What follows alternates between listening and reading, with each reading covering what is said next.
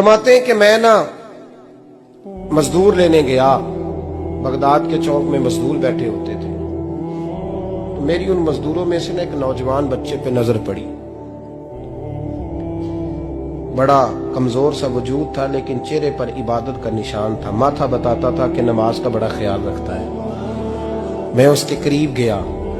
چہرے بھی بڑا کچھ بتاتے ہیں نا، چہروں میں بھی بڑی رانائی ہوتی ہے۔ فرماتے ہیں میں قریب گیا، میں نے اس کو کہا بیٹے مزدوری کرو گے؟ تو کہنے لگا مزدوروں میں بیٹھا ہوں تو حضور مزدوری کے لیے ہی تو بیٹھا ہوں۔ تو میں نے کہا کہ چلو پھر۔ کہنے لگا نہیں میری کچھ شرطیں۔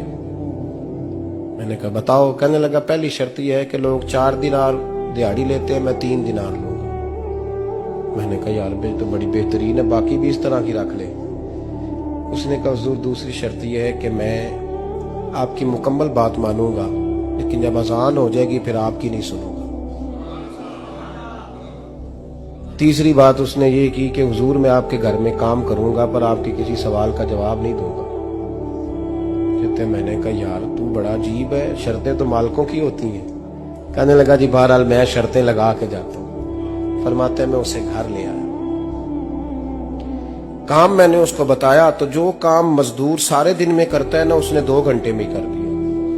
ہمارے مزدور سگریٹ پینے میں بھی تو آدھا گھنٹہ لگاتے ہیں، وہ چائے پینے جائیں تو پونا گھنٹہ وہاں۔ ان کو بھی تو دیانتداری کرنی چاہیے کہ نہیں کرنی چاہیے؟ معاہدہ کیا ہے نا جی، تو پورا اترنا چاہیے نا۔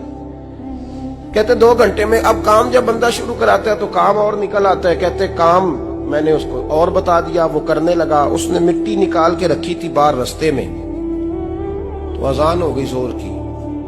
اس نے وہیں کدال چھوڑی کہیں اور چلنے لگا۔ تو میرا بیٹا کہنے لگا اس کو ذرا برابر کر دو۔ کہنے لگا چپ کر جا، تیرے باپ سے بات ہوئی تھی، جب اذان ہوتی ہے تو میں کسی اور کی نہیں سنتا، صرف اللہ رسول کی سنتا ہوں۔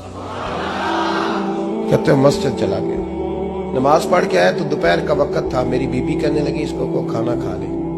کہتے ہم نے کہا کھانا کھا لو، تو کہنے لگا میں نے روزہ رکھا ہوا، رمضان بھی نہیں تھا، نفلی روزہ رکھا ہوا۔ فرماتے ہیں شام ہوئی، میں نے 3 دینار دیے تو میں نے کہا تیرا نام کیا ہے؟ کہنے لگا میں نے آپ سے کہا تھا میں کسی سوال کا جواب نہیں دوں گا۔ وہ چلا گیا۔ اگلے دن میں پھر لینے گیا اسے، کام کچھ اور نکل آئے تو لوگوں نے بتایا وہ صرف ہفتے والے دن آتا ہے۔ میں نے کہا کیوں؟ کہنے لگے جی وہ کہتا ہے میرا ہفتے کا خرچہ 3 دینار ہے، جب 3 دینار کما لیتا ہوں تو باقی سارا ٹائم اللہ رسول کی ذکر میں گزار دیا کرتا ہوں۔ فرماتے ہیں عجیب۔ اگلے ہفتے میں پھر لینے گیا، میں نے پورا ہفتہ انتظار کیا کہ کام اسی سے کرانا ہے۔ میں جب گیا تو میں نے کہا چلو، کہنے لگا میری شرطیں یاد ہے نا؟ اور میں نے کہا یاد ہے بھائی ساتھ چل۔ فرماتے ہیں کام کرایا، 2-3 ہفتے وہ آتا رہا۔ ایک ہفتے میں گیا تو لوگوں نے کہا حضور آج نہیں آیا، کیوں؟ کہنے لگے بیمار ہو گئے۔ کہاں گھر ہے؟ کہنے لگے بغداد کے قبرستان کے پیچھے جو کچی آبادی ہے اس میں رہتا ہے۔ فرماتے میں گیا، دروازے پہ دستک دی تو کہنے لگا حضور آپ ہیں؟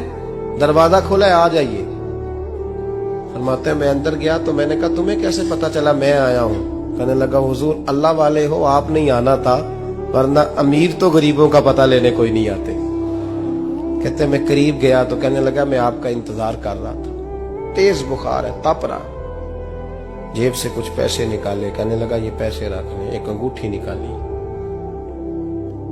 کہنے لگا حضور آج رات کو میرا انتقال ہو جائے گا، ان پیسوں کا کفن خرید کے صبح جنازہ پڑھ کے مجھے دفن کر دینا، اور جب دفن کرو تو یہ انگوٹھی لے کے عصر کے بعد ہارون رشید کے پاس جانا،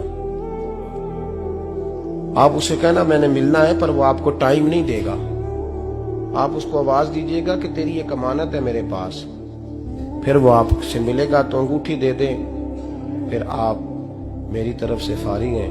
حضرت فرمانے لگے تیرا نام؟ اور کہنے لگا حضور وقت تھوڑا ہے،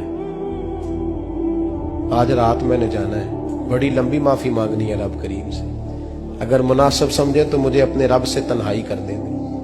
فرماتے ہیں میں آ گیا پر اس کی باتوں نے مجھے ساری رات سونے نہیں دیا۔ فرماتے ہیں صبح بڑی مشکل سے سورج نکلا، میں گیا دروازے پہ ہاتھ رکھا تو دروازہ کھلا ہوا تھا، اندر داخل ہوا تو خوشبوئیں میرا استقبال کر رہی تھی۔ جب چہرے سے کپڑا ہٹایا تو اس کا تو انتقال ہو چکا۔ इंतकाल हो चुका है, ऐसे जैसे किसी का दीदार करके सोया। कहते मैं तो 2 आदमी ले गया था जनाजे पे, पर पता नहीं दुनिया किधर किधर से आई, कहां कहां से। अखा जदों मीटियां जमाना मैनू रोवेगा, अपना ते अपना बेगाना मैनू रोवेगा। फरमाते हैं मैं तो 2 बंदे ले गया था, पर पता नहीं मखलूक कहां कहां से आई। जनाजा पड़ा, दफन किया। हारून रशीद के पास में असर के बाद गया, मैंने बुलाना चाहा पर बादशाह था, मेरी तरफ देखा ही नहीं।